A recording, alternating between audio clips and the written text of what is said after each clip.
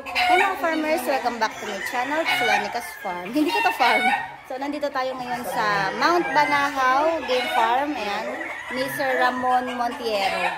So napasyal ako dito kasi naglaland travel ako pag-uwi ng Bohol. So ginagawa ko, yung mga lugar na madadaanan natin pa-uwi sa Bohol, yung mga farm na pwede ko madaan ng mga magaganda tsaka kilala sa dinadaanan ko. Ayan, so kaya dito, nandito kami, galing kami Cavite, so Quezon, kami ngayon, first staff namin. So pumunta ako sa Red Game Farm sa Lukban, pero wala sila sir doon dahil may Cagayan Expo. So ngayon, dumaretso ako dito sa Dolores, Quezon, dito to kay sir sa Mount Banahaw Game Farm. So pakita ko lang sa inyo, iikot ko lang kayo dito, mabilisang vlog lang para mapakita ko lang sa inyo yung mga ano dito, mga manok. Ayan. So andito rin si Sir Ramon, kausap namin dito. So mamaya papakausap ko, i-interview ko siya kahit saglit lang. Pero papakita ko muna sa inyo yung yung kabuuan ng farm niya. Pero ito lang farm na to, papakita ko sa inyo is ano lang to, buka ng farm niya lang kasi meron pa siyang farm sa kabila. Pero yung mga bisita, yung mga visitors, so talagang dito po tinatanggap niya, dito po niya pinapupunta. Pero tingnan niyo naman kaganda yung farm ni Sir ng Banahaw Game Farm. Ayan. So hindi na kailangan yung pagbumuka ko yung makita ninyo. So dapat makita ninyo kung anong laman ng game farm ng Mount Banahaw dito sa Dolores, Quezon. Ayan, mapakita ko sa inyo at napakaganda talaga ng mga manok.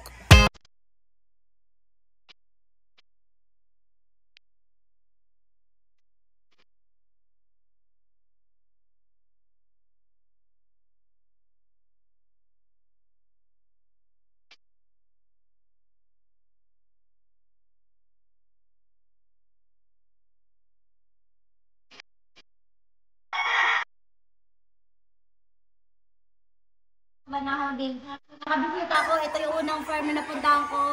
Ngayon, sa biyahe natin pa Bohol, so siya yung unang pinuntahan. So yun, Sir Ramon. Okay. So, tanong ko lang pala sir, ano po yung mga bloodlines niya dito? Sa unang farm? Super Brown Red, Tornado Hats, Jambisa Kelso, Bukal si Lemon, Butcher, Gal, Jambisa Kelso. Yun yung mga signature bloodline ni sir dito.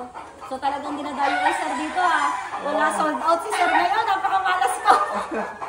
Ayan, so nabanggit ko yung kanina sir na may gumagaya sa page niyo para ma-aware ko. Yung mga buyer, huwag kayong magbabayad sa GCash o kaya sa na hindi kayo tumatawag sa personal number ko. Kasi marami po na-scam. Marami na na-scam. Kagaya sa akin, ang daming poser. Nagbabayad sa BPI account ng poser, lagi naloloko.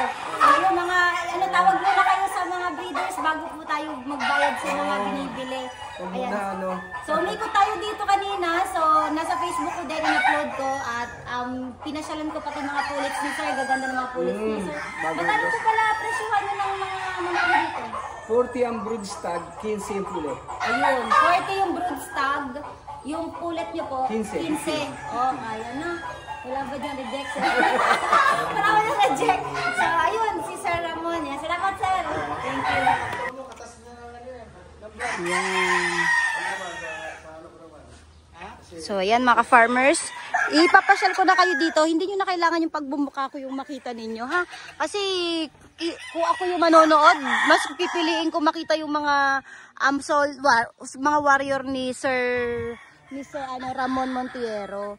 Ayan, so sobrang ganda ng mga ano yan, may mga tornado hat siya dito, mga SBR, ang dami pa, may lemon. Pero in-inspire ko lahat, pinakitaan ako ni Sir Ramon kanina ng mga sparring. So kung gusto niyo makita, punta kayo sa Telegram ko, sali kayo sa Telegram link ko. So nandun ko pinost yung mga sparring. Ayan. So, ano lang, makikita nyo lang yung mga laban kasi bawal po dito sa YouTube ipakita. So, ayan yung mga ano niya. So, pare-parehas lang din naman yung itsura. Ang gaganda. Ayan, mga ganyan, no? Tingnan nyo yan. Stag pa lang yan, 6 months. Pero ang ganda na ng tayo niya. Tapos, pag in-spar, sobrang ganda. So, wala akong masabi. So, yan. Sobrang ganda ng farm niya dito. Ayan. Tapos, syempre, kung napakita ko na sa inyo yung mga mga warriors ni sir dito na naka-cording. So, ang naka-cording, ibig sabihin ng naka-cording is nakatali. Ayan, dito sa mga tipi niya. Tapos, ipapakita ko naman sa inyo yung mga pullets. Yung mga pullets niya dito na strictly no entry. Pero hindi tayo papasok sa loob.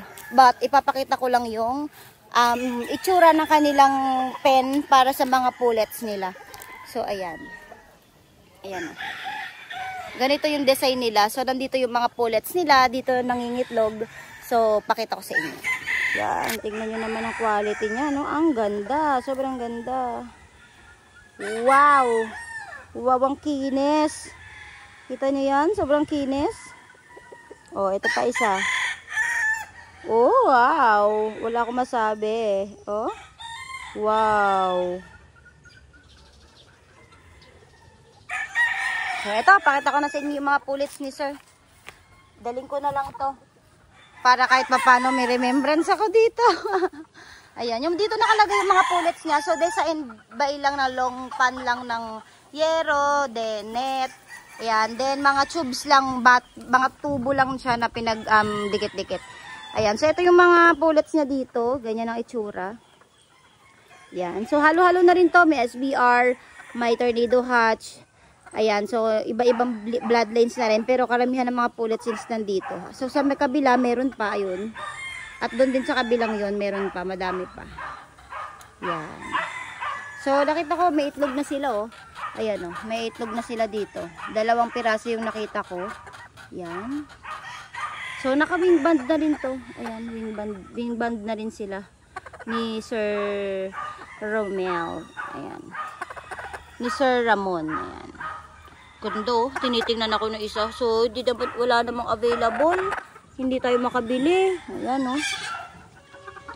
So, dito sana ako mga farmers para bumili ng kahit isang piraso. Kasi sa Facebook, nagpaparaffle po ako ng mga manok. So, ongoing yung paraffle natin na El Gamma Gray. At ang bubunutin yun sa 14, sa April 14. So, ngayon, patapos na kasi kaya kailangan kumuha pa ako ng isa pang bloodline para may pamigay natin or may paraffle. Kung gusto niyo sumali sa paraffle, so punta lang din kayo sa Telegram ko. So meron dong mechanics kung paano makasali sa mga raffle ko po, na free raffle sa mga manok natin.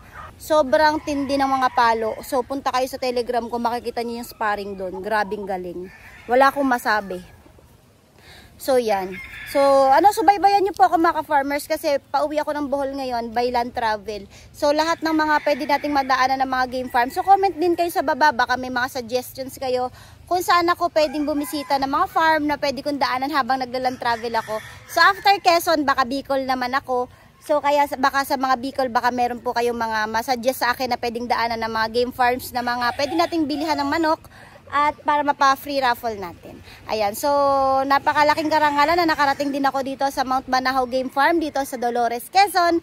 Dahil sobrang ganda po ng mga manok na pinakita sa akin ni Sir Ramon at nakausap ko pa siya dito. Ayan, so yun mga farmers, so short vlog lang naman to at sana po nagustuhan nyo tong video ko na to. At kahit hindi kayo nakakarating dito, baka isa sa inyo may idolo kay Sir Ramon Montiero. At least napakita ko sa inyo at nakarating ako dito. So parang ako na rin yung instrument nyo para makita yung mga pwede ninyong makita dito sa farm ni Sir Ramon, sa Mount Banahaw Game Farm. So yun mga farmers, kung nagustuhan tong video na to, please like and subscribe sa aking YouTube channel. At i-click nyo na rin po yung notification bell para lagi kayo updated sa lahat ng videos na upload ko dito sa aking YouTube channel. Ayun mga farmers, thank you for watching and happy farming.